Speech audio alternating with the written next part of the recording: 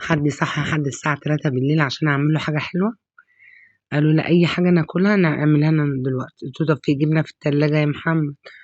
طب عندي اي حاجة كلها من التلاجة هات الصبح. مرضوش. اضطريت ان انا قمت دلوقتي. اول ما بقى من النوم قمت عملت لهم ايه الموجود في التلاجة. لقيت كده كام حتة لحمة وكام قنصاية بالكبد كده، قلت اعملها لهم وخلاص. جبت شوية حتة سمنة، زبدة كده كانت عندي، اسيحها كده وايه اشوح اللحمة. متنسوش تعملوا لايك في القناة عشان يوصلكوا كل جديد على قناة يوميات بيت العيلة. سيحت كده الزبدة، هنزل بيها بالكام حتة لحمة الموجودين دول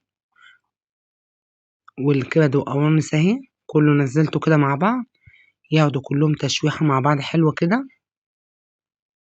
نزلت بصوا رصتهم كده، ياخدوا تشويحة في الزبدة.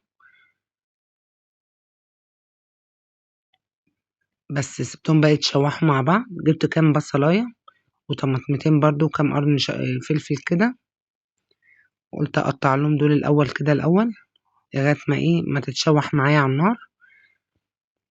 اللي لاقيه اعمله في يعني اللي لقيته موجود عملت بيه صراحه، يعني مش جايبه حاجه مخصوص ولا الكلام ده كله، الموجود والله. بس ممكن تعملي احلى عشوة بنفس الطريقه اللي انا عملتها دي، فعلا طعمها تحفه وهتعجبكم قوي لو انتوا جربتوا نفس الطريقه دي. انا صراحه عجبتني قوي، وخلوني كلت بالليل وبوظت الرجيم برضو. انا قلت مش عامله رجيم تاني، حلو كده بقى خلاص يعني الحمد لله ما فيش نصيب اعمل رجيم. قلت اعمل رجيم مع نفسي كده، يعني ايه هاكل على قدي، المهم ما اتعشاش عشان هو العشاء هو اللي بيتخن معايا. سبتهم بقى اتشوحوا خالص كده واتحمروا خالص. بصوا اهي، اديلهم تقليبه بقى كده، كله اتحمر في الزبده. هوسع كده على جنب دول كده عشان انزل بالخضار اللي انا قطعته، الفلفل والبصل والطماطم كل حاجه هنزلها. اللي انا قطعته سبته ايه نزلته كده عشان ياخدوا ريحه الكبده واللحمه، وكل ده قلبته تقليبه مع بعض. تقلبي كويس كده باستمرار عشان مفيش حاجه تحرق، ووطي النار بقى عليه عشان كله يستوى مع بعض.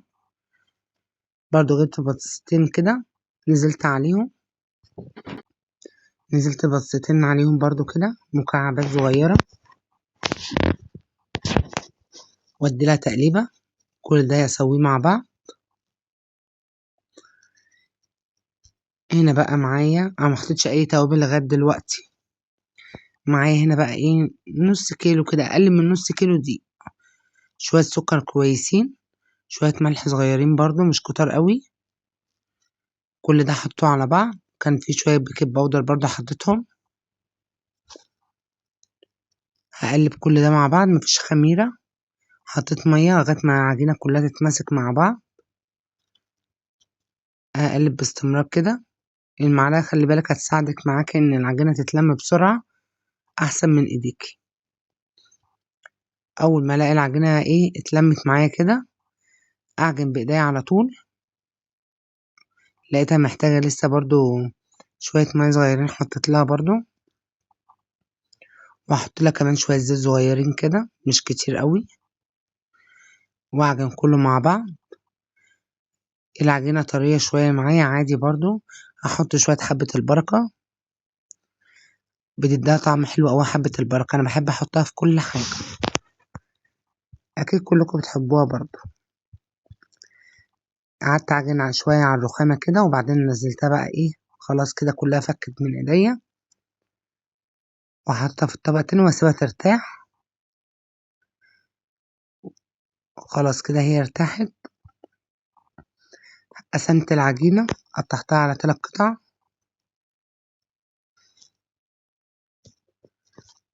يعني دوبك هما 3 قطع. هنزل بشويه زيت صغيرين على الرخامه، هفرد كده خالص زي بصوا كأني بفرد فطيره، عشان عايزه العجينه مورقه. عادي لو اتقطعت الفطير بيتقطع عادي معايا ومفيش اي مشكله. ما تفكروش يعني العجينه متقطع معاك يعني مش هتبقى ناجحه، لا هتبقى ناجحه معاك. فردتها خالص كده، اول ما افردها المها تاني كده هتبقى مورقة معاكي من جوه. هعمل بقى كده الكمية كلها. هنا ببص بقى على اللحمة لقيتها استوت خالص معايا والبطاطس استوت. هسيب بقى ايه تشرب كل السوائل اللي فيها. شربت كده كل السوائل اللي فيها خلاص وركنتها. والعجينة هي كلها دخلتها في بعض تاني بعد ما فردت العجينة كلها. هقسمها بالنص. هقول لكم ليه دلوقتي. هحط برضو نقطة زيت في الصينية من تحت.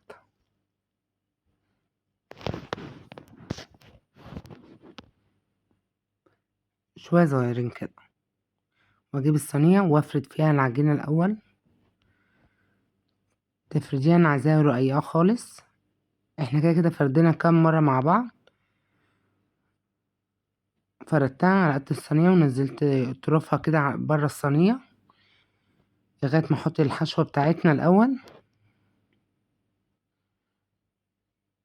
هما كلهم واقفين معايا اصلا العيال عشان ايه عارفين بقى اعمل لهم حاجة حلوة. قلت ما فيش احسن من دي عشان اعملها لهم. ويا رب برضو يكون فيديوهاتي بتعجبكم. ولو في اي تعليق برضو على حاجة مش عاجباكم عرفوني برضو. بصوا انا بحط البهارات دلوقتي ملح وفلفل بس كده. وبصي يعني وبشرة بسيطة جوز الطيب انا بحبها في كل حاجة. ما تقولوش ده محروقة، لا ده هي مش محروقة. ده هي متحمرة. كله انا محمراه مع بعض. بس هي لونها ذهبي جميل. او ممكن يكون الاضاءة بس عشان احنا بالليل مش حلوة برضو. لا هي بردت خلاص هي مش سخنة. هفضي كل الحشوة بقى في قلبها. نزلتها كل الحشوة اهي وهفردها واقفل عليها الفطيرة دي. هقفلها عليها كده الاول الطروف كده عشان انا مش عايزة يبقى نطلع اي حاجة منها. قفلتها كده. الصراحة انا كنت بعملها وخايفة من الفرن لا يعمل معايا زي كل مرة والحاجة تطلع مش حلوة.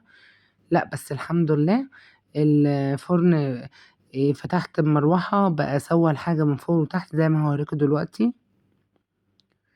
هحط دي بقى مع على وشها كده واقفلها كلها من جميع الجهات كده. قفلتها مش هخلي اي حاجة مفتحة فيها. وهفردها تاني كده. كنت بقى محضرة بيضة. الحتة دي اتقطعت مني قلت ما مش مهم انا هدويها. قفلتها كده. جبت البضاية ندى بتقول لكم اعملوا لايك واشتراك. نزلت بالبضاية بقى كده على الوش كله ودخلتها الفرن. بصوا ما شاء الله عليها. طلعتها اهي. ترش عليها شوية مية صغيرين بالبخاخة عندك عشان الوش معاكي يطلع كويس وطري معاكي. لازم النقطة دي تعملها في اي نوع معجنات عندك. هقطع بقى واوريكم. بصوا طعمها ولا ريحتها تحفة. لو جربتوها بنفس الطريقة دي والله موفرة خالص. كلها حاجات عندك في البيت ومش مكلفة نهائي. جربيها وقوليلي. ومورقة العجينة مورقة من جوه طعمها حكاية وقبة كده وحاجة تانية.